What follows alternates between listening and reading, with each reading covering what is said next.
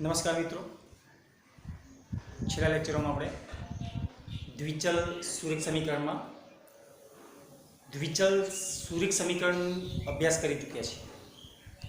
એમાં આપણે એક જ સમીકરણ લીધેલું. હવે જે ચેપ્ટરનું નામ છે એ પ્રમાણે દ્વિચલ સુરેખ સમીકરણ યુગ્મ, એટલે આપણે બે સમીકરણો લેવા છે. કેટલા સમીકરણો આપણે લઈશું? અહીંયા બે સમીકરણ લઈશું. તો સમજી લો કે બંને સમીકરણ આપણે લેવા છે, તો આ બંને જે સમીકરણ છે એનું વ્યાપક સ્વરૂપ કેવું હશે એ અહીં આપણે જોઈએ. તો ટોપિક છે દ્વિચલ સુરેખ સમીકરણ યુગ્મ નું વ્યાપક સ્વરૂપ.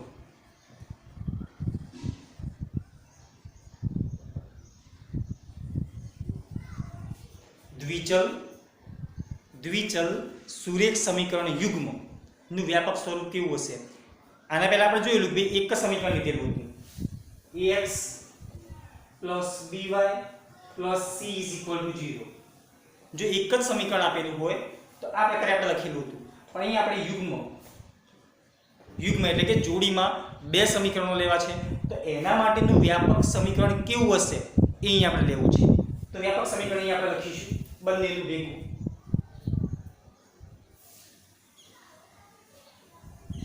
a1x + b1y + c1 = 0. ધારો કે આપણે એક સમીકરણ આવું લીધેલું છે. બંને સમીકરણમાં ચલ તો બે જ રહેવાના છે, x અને y જ. પણ એ સિવાય જે અહીંયા a b c ની જે કિંમતો આવે છે એ અલગ અલગ હશે. r માંથી ગમે તે હોઈ શકે. તો એક સમીકરણ આવું છે, a1x + b1y + c1 = 0. અને એની અહીં આપણે શરત લખીશું, જ્યાં a1 b1 belongs to r અને a1² + b1² is not equal to 0. અહીંયા a1 અને b1 જે છે એની એકી સાથે કિંમત 0 નથી. આપણે આગળ જોઈ ગયા છીએ એ પ્રમાણે. અને એક બીજું સમીકરણ લઈએ, a2x + b2y + c2 = 0. અને એની પણ અહીં આપણે શરત લખીશું, જ્યાં a2 b2 belongs to r. અહીં આપણે એક બીજું સમીકરણ લીધેલું છે, a2x + b2y + c2 = 0. અને જ્યાં a2 b2 belongs to r અને a2 અને b2 ની એક સાથે કિંમત 0 નથી, તો અહીંયા a2² + b2² is not equal to 0. આ શરત એવું દર્શાવે છે કે a1 b1 અને a2 b2 ની એક સાથે કિંમત ક્યારેય 0 થતી નથી. તો આ જે છે એ દ્વિચલ સુરેખ સમીકરણ યુગ્મ એનું વ્યાપક સ્વરૂપ આ ટાઈપનું છે. તો આ પ્રમાણે તમને એક્ઝામ્પલની અંદર બે સમીકરણો આપેલા હશે. તમને દાખલાની અંદર આ પ્રમાણે કેટલા બે સમીકરણોની આખી જોડી આપેલી હશે અને એના ઉપરથી તમારે બંને સમીકરણનો ઉકેલ મેળવવાનો રહેશે. હવે સમજી લો કે અહીંયા આપણને આવા બે સમીકરણો આપેલા છે. તો તમે જાણો છો કે કોઈ પણ સમીકરણ જે છે અહીંયા આપણે લખેલું છે સુરેખ સમીકરણ. દરેક સમીકરણ એક રેખા દર્શાવે છે. તો આ ઉપરનું સમીકરણ એક રેખા દર્શાવશે, આ જે નીચેનું સમીકરણ છે એ પણ એક બીજી રેખા દર્શાવશે. તો આ બંને રેખાઓ જો સમતલમાં આપેલી હોય તો એના માટેની ત્રણ શક્યતાઓ છે. જો બંને રેખાઓ આ પ્રમાણે યુગ્મમાં જોડીમાં તમને જે બંને રેખાઓ આપેલી હોય એ બંને રેખાઓ જો સાથે આપેલી હોય તો એના માટે સમતલમાં આ બે રેખાઓ હોવા માટેની ત્રણ શક્યતાઓ હોય. કેવી અહીં આપણે લખીશું. દરેક જે ટોપિક છે ત્રણ શક્યતાઓનો એ આપણે ડીપમાં જ લઈ લઈશું. તો હેડિંગ આપીશું આ પ્રમાણે,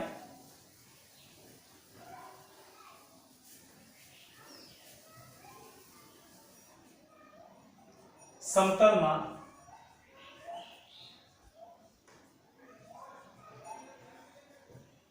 જો બે રેખાઓ આવેલી હોય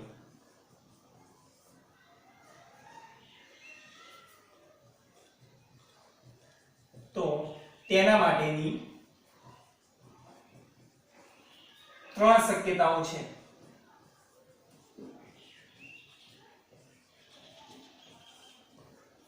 એમાં પહેલી છે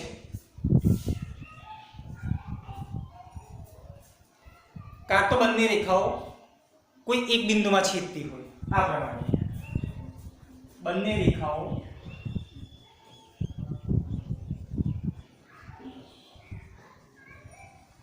એક બિંદુમાં છેદે.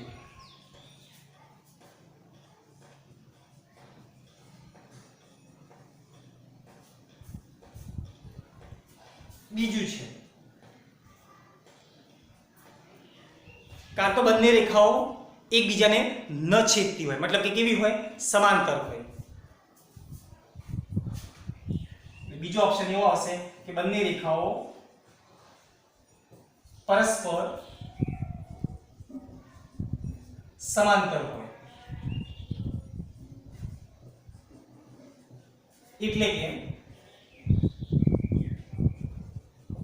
એકબીજાને ન છેદતી હોય.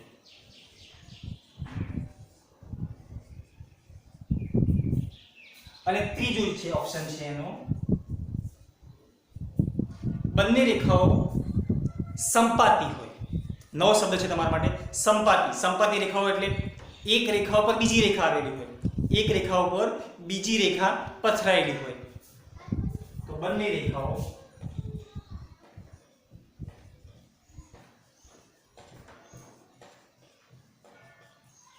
સંપાતી હોય.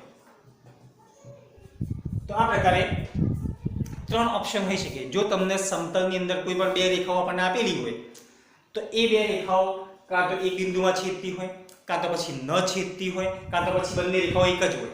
સંપાતી મતલબ કે એક રેખા પર બીજી રેખા પથરાયેલી હોય, મતલબ કે એ બંને રેખાઓ એક જ છે. આનો મતલબ એવો થાય. એ આપણે પછી ટોપિક વાર જોઈએ કે દરેક ટોપિક શું કહેવા માંગે છે.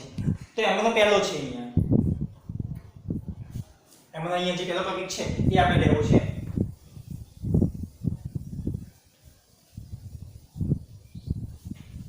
નંબર 1 લેવો છે આપણે અહીંયા.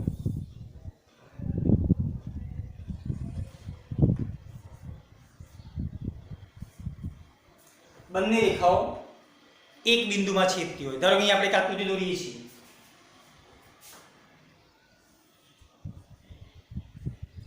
ધારો કે કોઈ એક રેખા સ્મોલ l છે અને બીજી એક રેખા ધારો કે અહીંયા m છે અને બંને એક બિંદુ અહીંયા p of xy. ધારો કે રેખાઓ l અને m બંને એકબીજાને બિંદુ pxy માં છેદે છે. તો આ પ્રકારે આપેલું હોય બંને રેખાઓ એક બિંદુમાં છેદતી હોય. તો આનો મતલબ શું અહીંયા? કારણ કે જો બંને રેખાઓ એક બિંદુમાં છેદે છે તો આને એક જ ઉકેલ છે. આ બંને રેખાઓનો ઉકેલ તમને શું મળશે? આ બંને જે રેખાઓના જે સમીકરણો છે, જે સમીકરણ યુગ્મ છે, ધ્યાન રાખજો, જે તમને સમીકરણ યુગ્મ આપેલું છે એનો અહીંયા એક જ ઉકેલ મળશે, p of xy. તો આના પરથી આપણે આવું લખી શકીએ. જો બંને રેખાઓ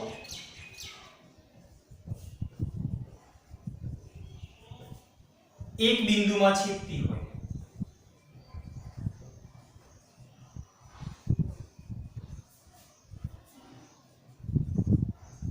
તો આ રેખાઓને દર્શાવતા બંને સમીકરણનો ઉકેલ, બંને સમીકરણનો કેવો ઉકેલ મળશે તમને? અનન્ય. અનન્ય મતલબ કે એક અને માત્ર એક જ હોય એવો. બંને સમીકરણનો અનન્ય, અહીંયા આપણે અંડરલાઈન કરીશું. બે રેખાઓ એક જ બિંદુમાં છેદતી હોય તો બંને સમીકરણનો કેવો ઉકેલ મળશે તમને? અનન્ય ઉકેલ મળશે.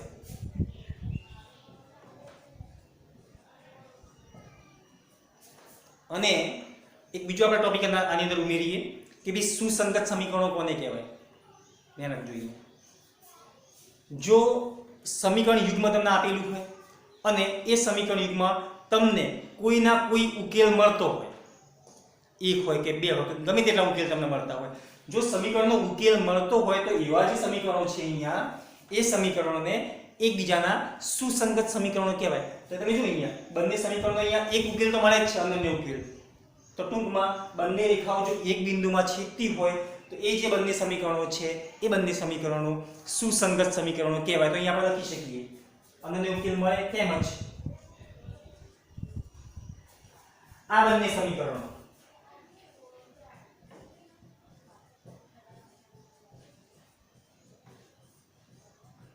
સુસંગત સમીકરણો છે.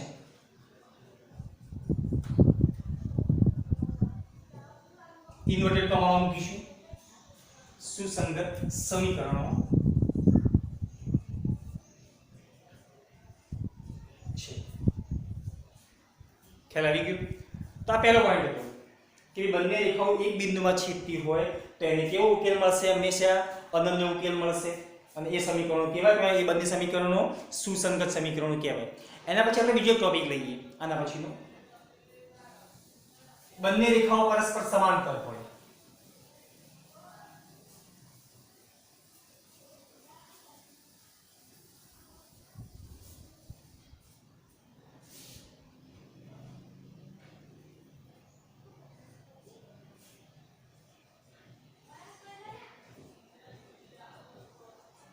બંને રેખાઓ પરસ્પર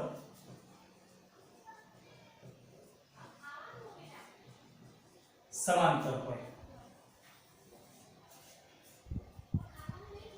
બંને રેખાઓ પરસ્પર સમાંતર છે. તમે જોયું છે રેલવેના જે પાટા છે ક્યારેય એકબીજાને મળશે નહીં. ભલે તેને આપણે સુરેખ ના કહી શકીએ, વાંકા ચૂંકા હોય એટલે, પણ ટૂંકમાં એ ટાઈપની અહીંયા શરત છે. બંને રેખાઓ પરસ્પર સમાંતર છે. ધારો કે આપણે બે રેખાઓ લઈએ છીએ. ધારો કે એક રેખા L છે અને બીજી એક રેખા લઈએ. ધારો કે બીજી રેખા M છે. આ રીતે આપણને ધારો કે આકૃતિમાં દર્શાવ્યા પ્રમાણે બે રેખાઓ L અને M આપેલી છે. તમે જોઈ શકો છો બંને રેખાઓ પરસ્પર સમાંતર છે. એકબીજાને ક્યારેય છેદશે નહીં. તો જો બંને રેખાઓ એકબીજાને ક્યારેય છેદતી ન હોય તો આવી જે રેખાઓનું જે સમીકરણ છે એનો તમને એક પણ ઉકેલ ન મળે. તો આપણે લખી શકીએ જો બંને રેખાઓ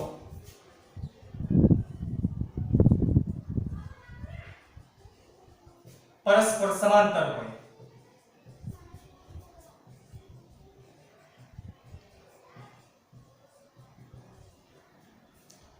જો બંને રેખાઓ પરસ્પર સમાંતર હોય તો આ રેખાઓને દર્શાવતા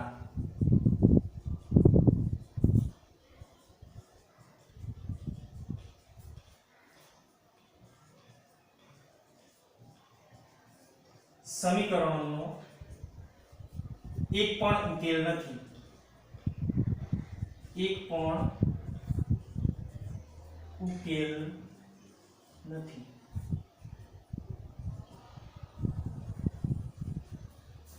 એટલે કે ઉકેલ ગણ, ઉકેલનો જે ગણ આવશે એ કેવો આવશે? ફાઈ આવશે. ફાઈ એટલે ખાલી ગણ. એટલે કે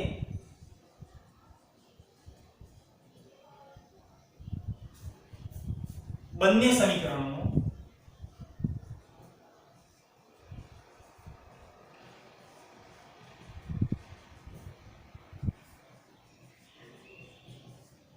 ઉકેલ ગણ ફાઈ છે. બંને સમીકરણનો ઉકેલ ગણ કેટલો આપણને મળશે? અહીંયા ફાઈ મળશે. જ્યાં ફાઈ એટલે ખાલી ગણ, જ્યાં ફાઈ એટલે ખાલી ગણ. ખાલી ગણ એટલે એવો ગણ કે જેની અંદર એક પણ ઘટક ના હોય. તો આપણને ઉકેલ ગણ કેટલો મળશે? અહીંયા ફાઈ ગણ મળશે અહીંયા. અને ત્રીજો ટોપિક છે બંને રેખાઓ અને જો કદાચ ફાઈ મળતો હોય, એક પણ ઉકેલ ના મળતો હોય તો આવા જે સમીકરણો છે એ સુસંગત સમીકરણો કહેવાય નહીં. તો અહીંયા આપણે નીચે લખી શકીએ આ સમીકરણો સુસંગત સમીકરણો નથી. સુસંગત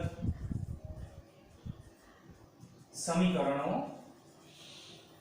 નથી. ઉકેલ ગણ આપણને કંઈ મળતો જ નથી. જો ઉકેલ ગણ ના મળતો હોય તો એવા સમીકરણો સુસંગત સમીકરણો, એકબીજાને સુસંગત સમીકરણો કહેવાય નહીં. અને ત્રીજો ટોપિક છે સંપાતી રેખાઓ. આપણે ટોપિક લઈએ અહીંયા કે ભઈ સંપાતી રેખાઓ કોને કહેવાય? એક રેખા પર જો બીજી રેખા આવેલી હોય, એક રેખા પર બીજી રેખા પથરાયેલી હોય તો આવી જે રેખાઓનું જે સમીકરણ છે એને અહીં આપણે અથવા એવી જે રેખાઓ છે એને આપણે સંપાતી રેખાઓ કહી શકીએ. તો અહીંયા લખીશું બંને રેખાઓ સંપાતી હોય.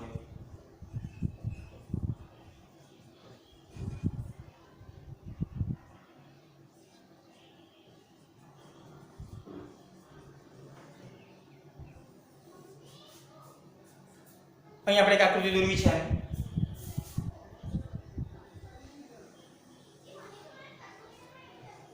ધારો કે કોઈ એક રેખા L આવેલી છે અને એના ઉપરથી આપણે બીજી રેખા લેવી છે. ધારો કે એના પર એક બીજી રેખા આવેલી છે, આ એ રેખા M છે, તો અહીંયા L m લખાય. આવું જો આપેલું હોય તો અહીંયા L m લખાય. L અને M બંને એક જ રેખાઓ છે. તો અહીંયા આપણે નીચે લખી શકીએ, જો બંને રેખાઓ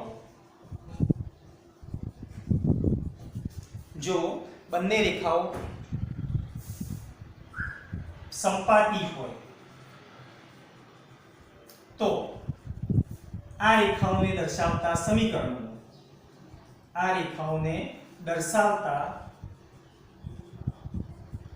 સમીકરણનો ઉકેલ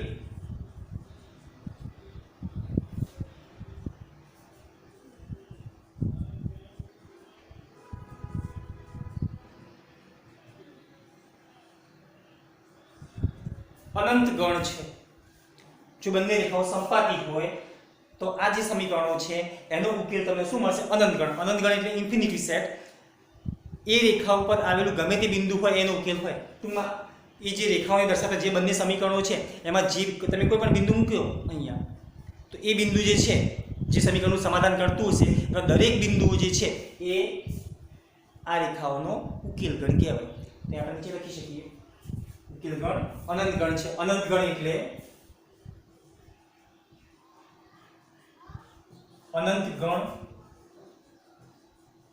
એટલે એ બંને રેખાઓ છે અથવા કોઈ પણ આપણે એક જ રેખા લઈ લઈએ તો એ રેખા જે છે એના પર આવેલા બિંદુઓનો ગણ, એટલે કે બંને રેખાઓ પર આવેલા બિંદુઓનો ગણ.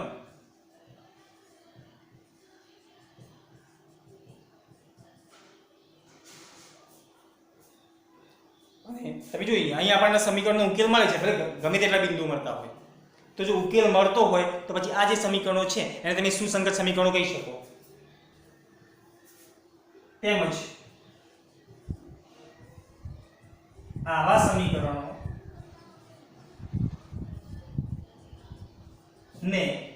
સમીકરણોને સુસંગત સમીકરણો કહેવાય.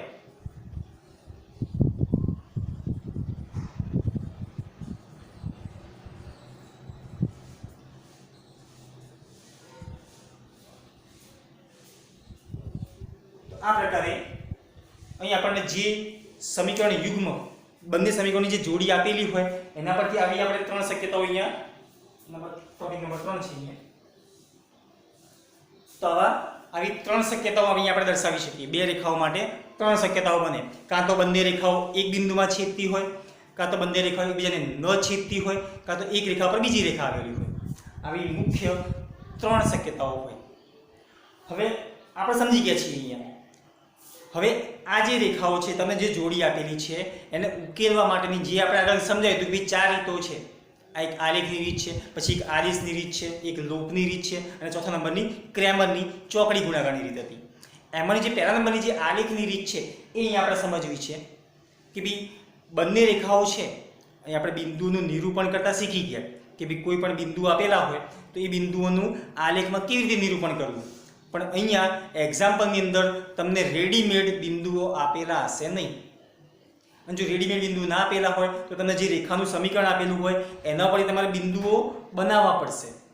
અને કેવી રીતે બનાવવા એના માટે અહીંયા આપણે એક્ઝામ્પલ જોઈશું. જે ત્રણ શક્યતાઓ છે એ ત્રણના આપણે એક એક એક્ઝામ્પલ લઈશું એ ખાલી સમજવા માટે.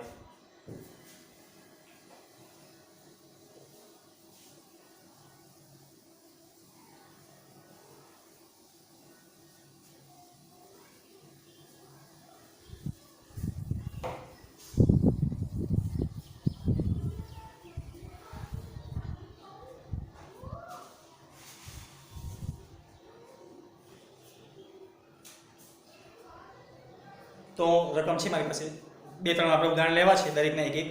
તો પહેલું છે નંબર 1, સમીકરણો x plus y is equal to 7 અને 5x plus 2y is equal to 20.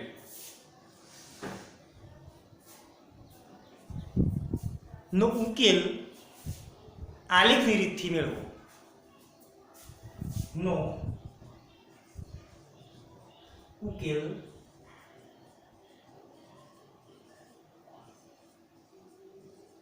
આલેખની રીતથી મેળવો. અહીં આપણને જે બંને સમીકરણ આપેલા છે એ સમીકરણનો આપણે ઉકેલ લેવો છે. આવા બંને સમીકરણનો અહીં આપણે ઉકેલ મેળવવો છે આલેખની રીતથી. તો આપણે આગળ જોઈ ગયા કે ભાઈ આપણને રેડીમેડ બિંદુ આપેલા હતા, આપણે આલેખમાં દર્શાવેલા હતા. અહીં આપણને કોઈ બિંદુ આપેલા નથી.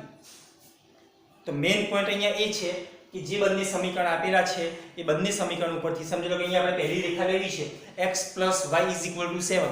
તો એ રેખા આલેખમાં આપણે દર્શાવી છે, પણ એના માટે આપણી પાસે બિંદુ તો હોવા જ જોઈએ. તો એ બિંદુ શોધવા માટે અહીંયા મેથડ છે, એક અહીંયા આપણે કોષ્ટક બનાવવું પડશે. તો અહીંયા લખીશું પહેલો પોઈન્ટ છે રેખા x + y = 7 માટે આ જે રેખા છે એના માટે અહીંયા આપણે પોઈન્ટ આખો લેવો છે અને અહીંયા કોષ્ટક બનાવવું છે.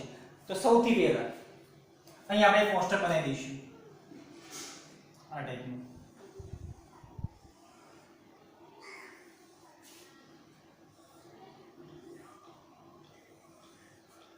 અહીંયા x અને અહીંયા y. x ની કિંમતો તમારે જે લેવી લઈ શકો તમે. આ સમીકરણ માટે x ની તમારે જે કઈ કિંમત લેવી તમે લઈ શકો. x ની તમે કિંમત આ સમીકરણમાં મૂકશો અહીંયા એટલે સામે તમને કોની y ની કિંમત જે મળે તમારે અહીંયા મૂકી દેવાની હોય. તો તમે જો અહીંયા જે સમીકરણ આપેલું છે અહીંયા કે અહીં શોર્ટ આપણાની ગણતરી કરીએ કે x + y = 7. તમને જે સમીકરણ આપેલું હોય એમાં y ને હંમેશા તમારા સૂત્રનો કરતા બનાવવાનું. સૂત્રનો કરતા આપણે કોને બનાવીશું? y ને. તો therefore y બરાબર કેટલા? 7 આપણે એમને એમ રાખવા છે. અહીંયા જે +x છે એને બરાબરની પેલી બાજુ મૂકો. કેવા થઈ ગયા? અહીંથી +x આ બાજુ આવશે એટલે -x. તો આ પ્રમાણે આપણે અહીંયા y ને સૂત્રનો કરતા બનાવ્યો છે. તમે જુઓ y નું સમીકરણ આપણી પાસે મળી ગયું છે. હવે x ની તમારે જે કઈ અહીંયા કિંમત મૂકવી હોય મૂકી શકો છો. આ સમીકરણમાં x ની તમારે જે કિંમત મૂકવી હોય એ x ની કિંમત મૂકશો અહીંયા એટલે સામે તમને આ સમીકરણમાંથી કોની કિંમત મળશે? y ની કિંમત મળી જશે. તો અહીંયા આપણે મૂકી ધારો કે x ની કિંમત 0 છે. ધારો કે x બરાબર આપણે કેટલા લીધા? 0. તમે જો આની અંદર x બરાબર 0 મૂકશો અહીંયા તો 7 - 0 એટલે અહીંયા શું આવશે? y ની કિંમત 7 આવશે. અહીંયા આપણે ચેક કરી શકીએ કે ભાઈ આ સમીકરણમાં x બરાબર 0 મૂકતા એવું ના હોય 0 જ લેવાય, પણ તમે અહીંયા એવી કિંમત લઈ શકો કે અહીંયા આપણને અપૂર્ણાંક સંખ્યા ના મળે. હંમેશા પૂર્ણાંક સંખ્યા મળવી જોઈએ કે જેથી આપણે એને આલેખમાં દર્શાવી શકીએ. સમજી લો કે અહીંયા 10/3 સંખ્યા મળે છે. કેટલી? 10/3, 10/3. તો એ સંખ્યા જે છે તમારે આલેખમાં દર્શાવી થોડી તમને મુશ્કેલ પડશે. તો એટલા માટે હંમેશા અહીંયા x ની એવી કિંમત લો કે અહીંયા આ જે અહીંયા y નું સમીકરણ છે એનું જે તમે સાદું રૂપ આપો એ હંમેશા પૂર્ણાંક સંખ્યા જ આવે. તો એટલા માટે અહીંયા ધારો કે મેં x ની કિંમત અહીંયા 0 લીધી તો x બરાબર 0 લેવામાં આવે અહીંયા 7 - 0. તમે જોઈએ x બરાબર 0 મૂકતા y બરાબર 7 માઈનસ x ની કિંમત અહીંયા આપણે 0 લેવી છે તો 0. તો therefore y બરાબર કેટલા આવશે? અહીંયા 7 આવશે. x બરાબર 0 માટે y બરાબર 7, x બરાબર 0 માટે y બરાબર 7. એ જ પ્રકારે તમે અહીંયા x ની કિંમત ધારો કે આપણે 7 લઈ લેવી છે. ધારો કે કેટલી લીધી આપણે? 7. તો તમે અહીંયા 7 - 7 કરો. 7 - 7 એટલે y ની કિંમત શું થઈ ગઈ? અહીંયા 0 થઈ ગઈ. એ પણ અહીંયા આપણે દર્શાવીએ કે આ સમીકરણમાં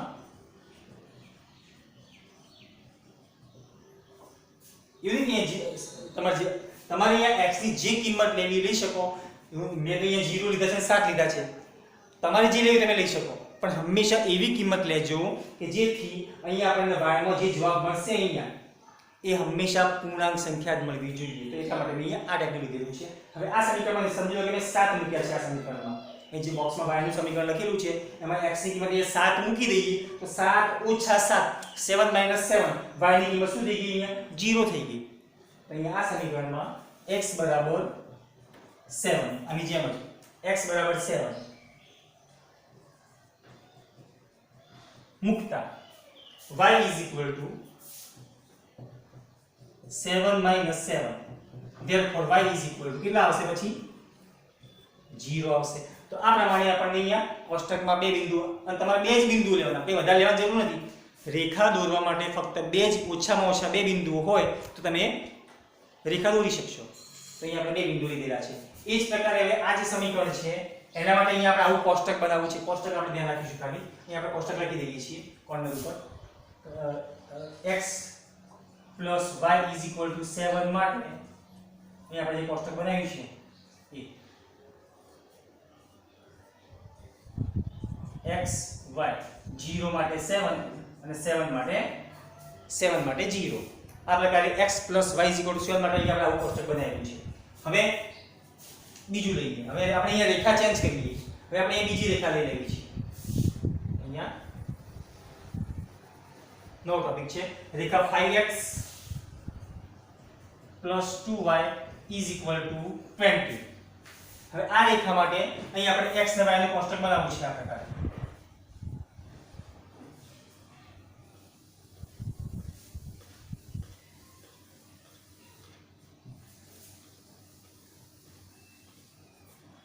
તમે કહ્યું પ્રમાણે સૌથી પહેલું કામ તમારે શું કરવું પડશે? ગમે તે કરીને જે સમીકરણ આપેલું છે એમાં સૂત્રનો કરતા y ને બનાવવો પડશે. તો તમે જોયું અહીં 5x + 2y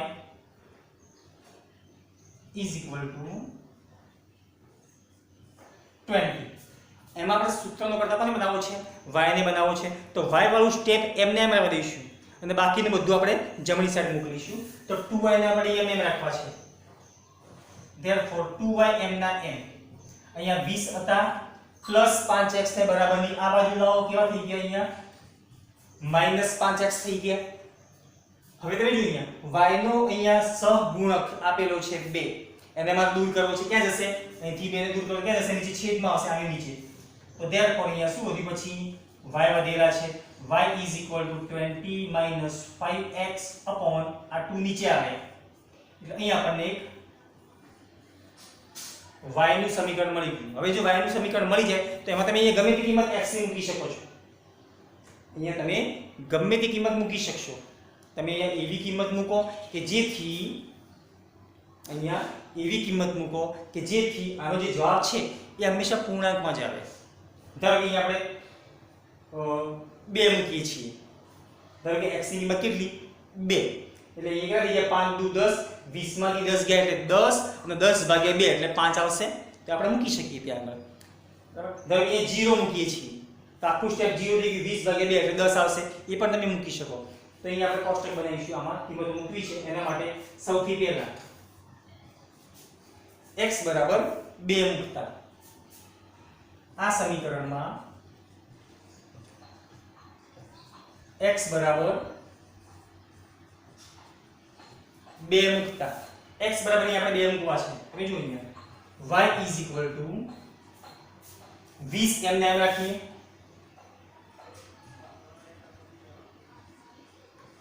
-5 અને x ની કિંમત 2 છે.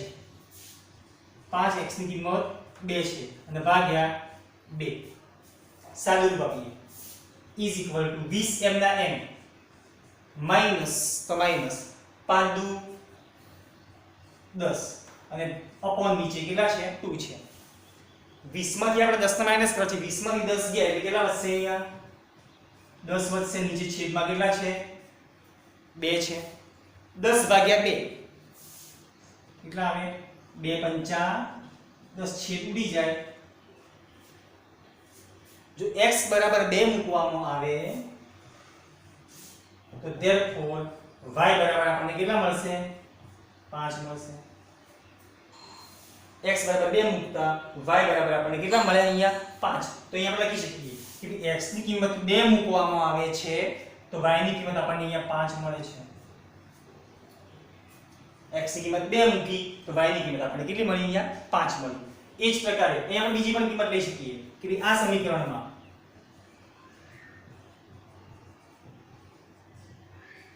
સમીકરણમાં હવે તમારે x ની તમે એની કોઈ પણ કિંમત અહીંયા પસંદ કરી શકો છો ધારો કે આપણે અહીંયા 4 પસંદ કરવી છે ધારો કે x ની કિંમત 4 લેવી છે તો આ સમીકરણમાં x બરાબર 4 મૂકતા કઈ કિંમત મૂકવી એ તમારે વિચારવાનું છે કે જેથી અહીંયા અપૂર્ણાંક ના આવવો જોઈએ ધારો કે અહીંયા x ની કિંમત 4 મૂકી તો 5 ચોક 20 20 માંથી 20 ગયા એટલે ઉપર શું થઈ ગયું 0 0/2 છે 0/2 એટલે આખું સ્ટેપ શું થઈ ગયું 0 તો ટૂંકમાં y ની કિંમત શું થઈ ગઈ 0 તો અહીંયા આ સમીકરણમાં x બરાબર 4 મૂકતા therefore y is equal to 20 minus 5 અને x ની કિંમત તમારે કેટલી લેવી છે 4 લેવી છે તો 5 into 4 upon નીચે કેટલા છે 2 છે 20 માં તમે જોઈ લ્યો 20 એમને એમ રાખીએ minus 5 ચોક 20 upon નીચે કેટલા છે 2 છે 20 માંથી 20 ગયા સ્ટેપ શું થઈ ગયું આગળ 0 થઈ ગયું 0/2 કોઈ પણ 0 ને તમે કોઈ પણ સંખ્યા વડે ભાગી નાખો જવાબ શું થઈ જાય 0 થઈ જાય તો અહીંયા x બરાબર 4 માટે y બરાબર આપણને કેટલા મળે છે 0 મળે છે તો therefore y બરાબર 0 બોક્સ નહીં બનાવવો આપણે અહીંયા ખાલી અંડરલાઈન કરીશું x બરાબર 4 માટે y બરાબર 0 અહીંયા લખી દઈએ x ની કિંમત અહીં જો 4 લેવામાં આવે છે તો y ની કિંમત કેટલી મળે છે 0 મળે છે તો આ પ્રકારે અહીં આપણે બંને કોષ્ટક બનાવ્યા છે બીજું કોષ્ટક હું લખી નાખીશ આ પ્રકારે કે 5x 2y is equal to 20 માટે આના માટે આપણે કોષ્ટક લખીએ અહીં આપણે જે કોષ્ટક બનાવ્યું છે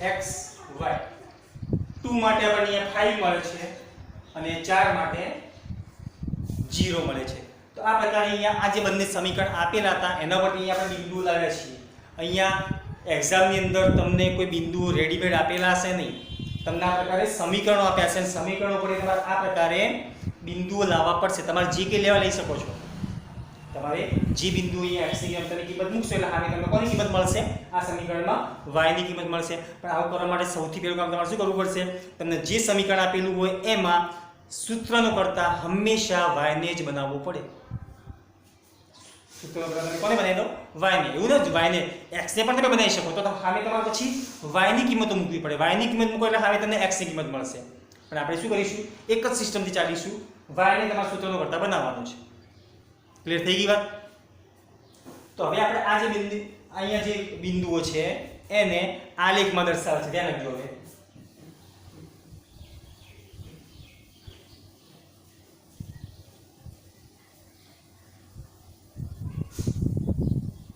તો અહીંયા આપણે આલેખ દોરીશું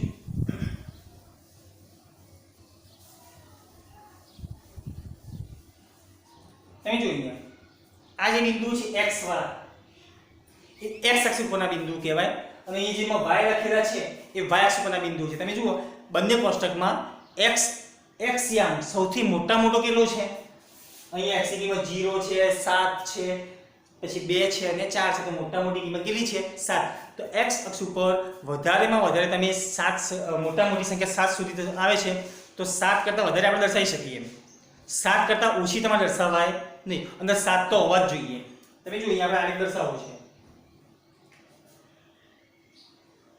અહીંયા દોરીશ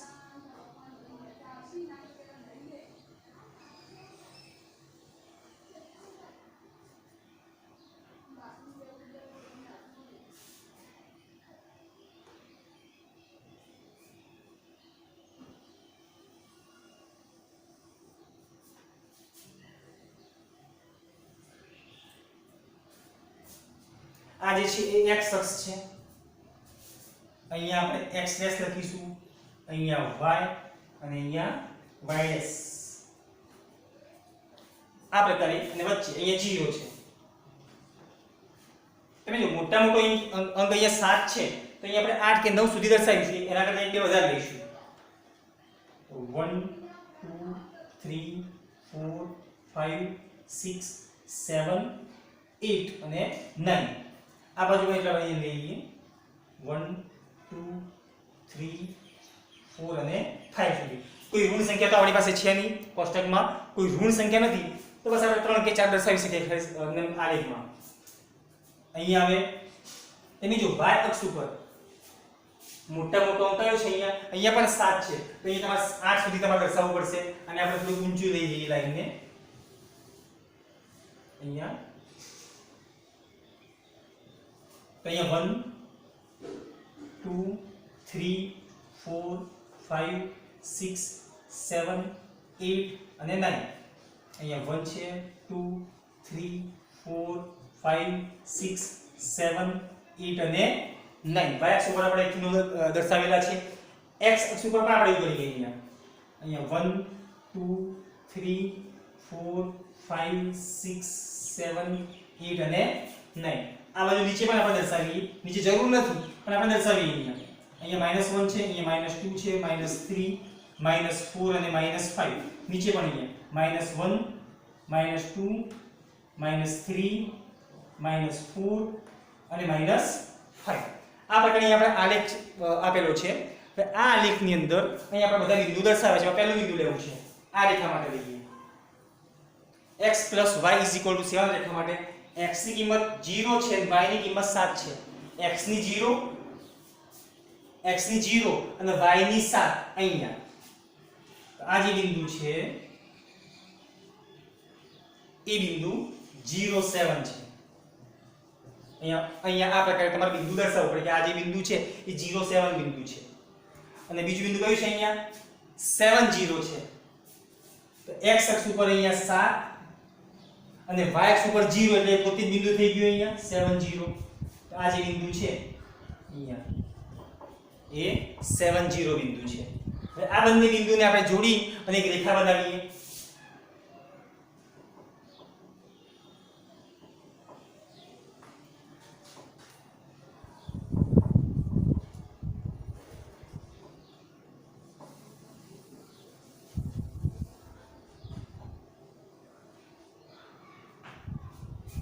એ બંને બિંદુઓને આ બંને બિંદુને જોડીને અહીં આપણે એક રેખા દર્શાવેલી છે. તો આ જે રેખા છે એનું આપણે નામ આપીશું. કઈ રેખા છે આ રેખાનું અહીં તમે બોર્ડ ઉપર લખી શકો. અહીંયા આપણે થોડી લાંબી દોરીએ સીધી અને એનું નામ લખીએ અહીંયા x + y = 7. આ પ્રકારની આપણને એક રેખા આપેલી છે. અને બીજી પણ રેખા છે અહીંયા 5x + 2y = 20 છે. એના માટે અહીંયા આપણને બિંદુ આપેલા છે. તો 2 5. x અક્ષ ઉપર 2 લેવાના છે અને y અક્ષ ઉપર 5 લેવા છે. તો અહીંયા 2 અને અહીંયા 5. ધારો કે અહીંયા આવે છે 2 5. એકચ્યુઅલી અહીંયા ટચ થશે બંને 2 5 માં. આ જે રેખા છે અહીંયા 2 5 માં અહીંયા સમજો કે ટચ થઈ જશે. આપણે બિંદુમાં અહીંયા અંતર સરખું નથી એટલે આ પ્રકારે આવશે. 5 કરતા અહીંયા ઉપર હશે થોડા અહીંયા. અને 2 આપણે અહીંયા લઈએ તો આમ આ બિંદુઓ અહીંયા ટચ થઈ જશે. આ જે રેખા છે અહીંયા આવશે. થોડીક આપણે લાઈન ત્રાસી છે એટલે એવું આવે છે. આને આપણે આ પ્રકારે દોરીએ અહીંયા. આ જે છે એ આમ આવશે.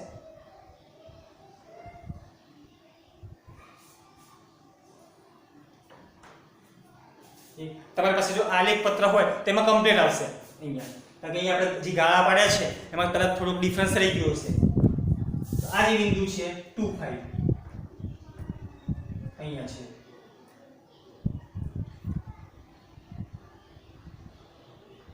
બીજું અહીંયા x અક્ષ ઉપર 2 અને y અક્ષ ઉપર અહીંયા 5. તો આ જે બિંદુ છે 2 5 છે.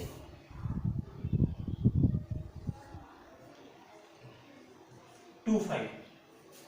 પછી એ પ્રકારે અહીં આપણને બીજું બિંદુ આપેલું છે 4 0. અહીંયા 4 અને અહીંયા 0 એટલે આ જે બિંદુ છે એ જ બિંદુ થઈ ગયું.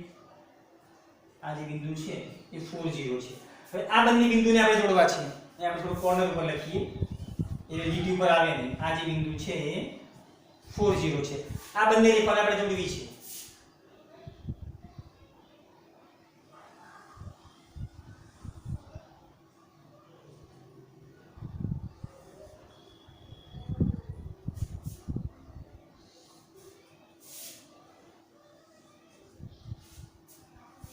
આ રેખા આપણે દોરેલી છે. આ જે રેખાના બિંદુ અહીંયા 2 5 અને 4 0 કઈ રેખાના બિંદુઓ છે? 5x 2y 20. તો અહીંયા આપણે લખી શકીએ અહીંયા આ જે રેખાનું નામ કેટલું છે? 5x 2y બરાબર 20. બંને રેખાઓ અહીંયા આપણે આલેખ પત્રમાં દર્શાવી છે. હવે મેં તમને અહીંયા ક્વેશ્ચન એવો કરેલો છે કે આ જે બંને સમીકરણો અહીંયા લખેલા હતા એનો આલેખની રીતથી એનો ઉકેલ આપણે મેળવવો છે. તો બંને રેખાઓ જે બિંદુમાં છેદતી હોય એ એનો ઉકેલ કહેવાય. તમે જોઈએ કયા બિંદુમાં છેદે છે? આ જે બિંદુ છે એનો x યામ તમારે લેવો પડે. આ બિંદુ જે એનો x યામ કેટલો છે? અહીંયા 2 છે અને એનો y યામ કયો છે? 5 છે. આ જે બિંદુ 2 5 છે, જે બંને બિંદુઓ જે બિંદુમાં છેદે એ જે બિંદુ કયું છે? અહીંયા 2 5 છે. તો 2 5 એ આ બંને જે રેખાઓ છે એનો એક ઉકેલ અનન્ય ઉકેલ કહેવાય. તો જે આપણે લખી શકીએ આમ